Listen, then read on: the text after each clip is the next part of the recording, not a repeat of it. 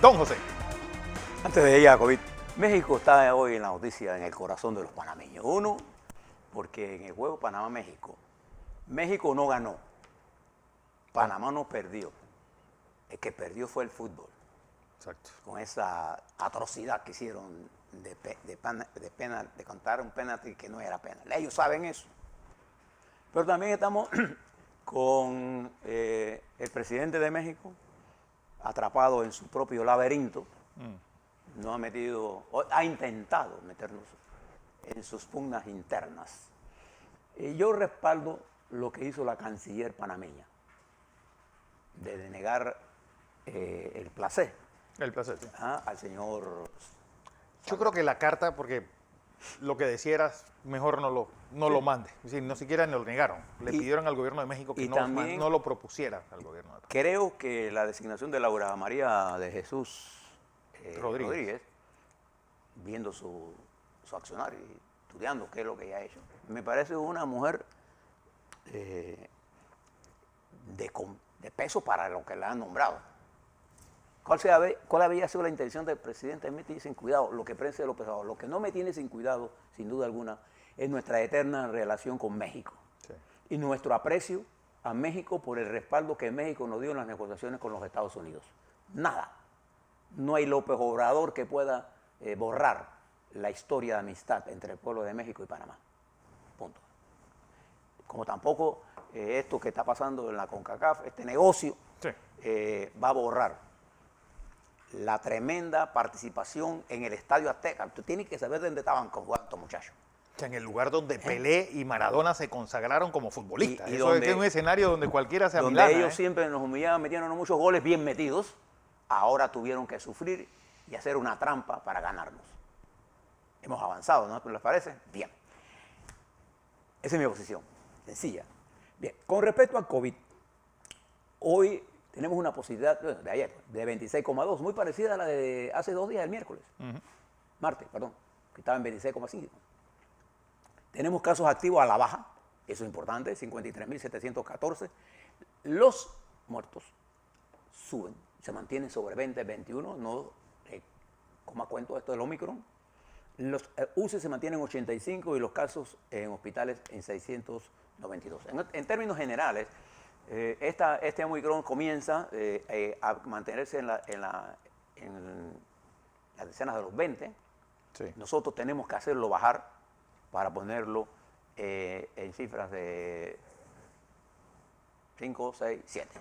Pero vamos hacia ese proceso. Si se observa, esta semana ha sido 26, 27, 23, 23, 22, 21, 26. Y estamos entre ese rango. La otra semana anterior fue 36, 37, y ahí está. Pero venimos en una meseta sin cierta tendencia a la baja. Seguimos con la vacunación y ahora particularmente los niños hay que seguir vacunándose. Es una lucha dura, continua, permanente, en la que no hay que darle descanso al cuerpo, hay que seguir peleando de la mano con la ciencia. Bien. Quiero hablarles sobre el fuero penal electoral. Y creo que hay gente que habla sobre esto, pero se olvida de la ley. La ley hay que cumplirla. Los funcionarios públicos solo pueden hacer lo que la ley mandata. Si yo soy presidente de un partido, por la ley vigente, no tiene que ver ni siquiera proceso electoral, interno ni externo. Yo tengo fuero penal electoral. Eso está en la ley. Entonces, si alguien está investigando a mí y me va a pretender llevarme a un proceso, la primera cosa que tiene que pedir, ¿qué cosa? El levantamiento del fuero penal electoral. ¿Es una ley de la vida o no? Por supuesto. Y no tiene nada que... En el caso de que yo soy presidente en el caso de que yo sea un candidato, tiene que haber un proceso electoral. Y si usted insiste, si la jueza hubiera insistido en llevar el proceso Martínez, ese proceso hubiera sido anulado. Por eso que la jueza suspendió el caso. Usted tiene el derecho a decir, bueno, ¿por qué es que el foro penal electoral no debe existir? Usted tiene el derecho, está en contra de eso. Hay gente que cree en eso. Entonces, ¿cómo se decide en la democracia eso? ¿Porque yo lo digo o porque lo dice usted? No. o quien sean los que tengan que reformar la ley. No puede usted hacer nada más que cambiar la ley. No puede haber la ley de su antojo. O sea, si usted quiere, hagan campaña y ganen. Entonces en las elecciones, ¿ve? Por eso que cuando un fiscal presenta un caso y sabe que esto debió, pues lo primero que debieron hacer es esto. ¿Por qué? Si no, el proceso se muere. Se vicia. Entonces los abogados de Ricardo Martínez hicieron uso de un derecho legal. Ahora, no quita eso si usted quiere o no quiere. ¿Cuál es la intención? El proceso para levantar el foro penal electoral es sencillo y rápido.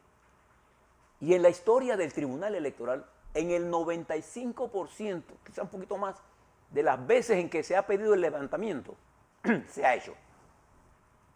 Es decir, eso no ha sido el obstáculo para el proceso penal.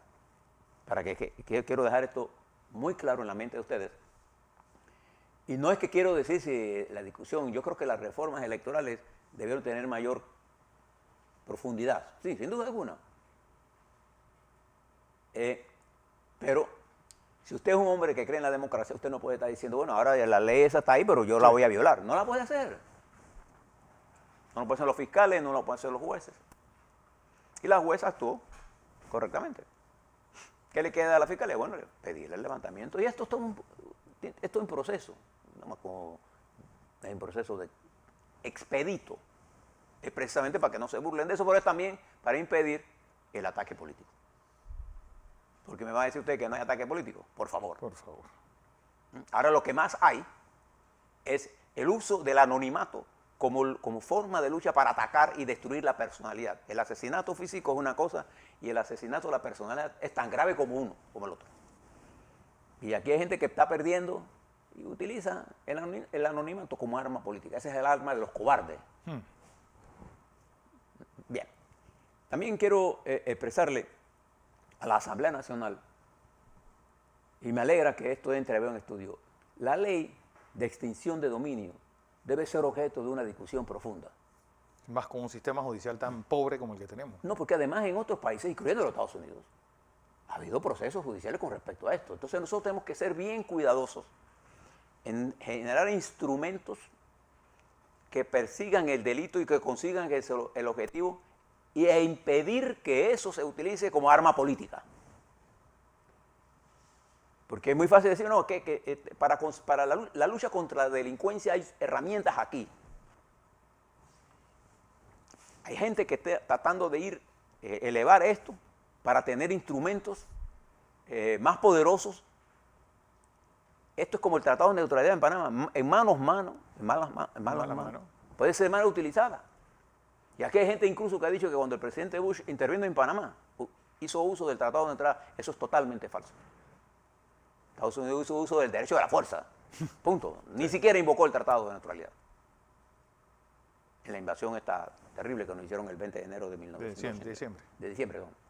Entonces, lo que quiero plantearles con todas estas cosas, para terminar, es que no podemos ser demócratas intentando creer que la ley es la que yo invento, porque la ley, el conjunto de leyes, es lo que define la ética y la moral de una sociedad. Si yo quiero cambiar esa ética y esa moral reflejada en las leyes, tengo que transformar las leyes. No puedo venir a tener ahora yo un criterio ahora. Por ejemplo, con respecto a la designación de la... si ella es o no lesbiana o no. Eso no viene a cuento. Eso no es de mi conveniencia. Es un derecho que ella tiene y que yo respeto. Y respeto de verdad. Por eso para mí eso no es un argumento. Y viendo su hoja de vida, a mí en lo personal, me parece que es una tremenda luchadora social. Punto. Y además, quiero brindarle mi respaldo a la señora embajadora porque en el caso del otro tipo, había una investigación. Y no es como dice el presidente López Obrador, que el presidente Cortizo a lo mejor no se enteró. Yo no tengo la menor duda de que la posición de la canciller fue respaldada por el presidente, porque aquí la definición de la política exterior de Panamá está definida por el Ejecutivo. ¿Quién es el Ejecutivo? La canciller y el presidente. Sencillo. Y dejen a López Obrador que siga perdido en su laberinto. no deje que eso afecte las relaciones entre nuestros pueblos, ni tampoco el robo de anoche. Es un problema de los que hacen negocio con el fútbol, eso es otra cosa. Pero el pueblo mexicano y los dirigentes mexicanos han jugado un papel importante en la vida de nosotros. Y nosotros con ellos hemos jugado un papel. No dejemos que nada tienda un manto de distanciamiento entre nuestros pueblos. Exacto. Así es.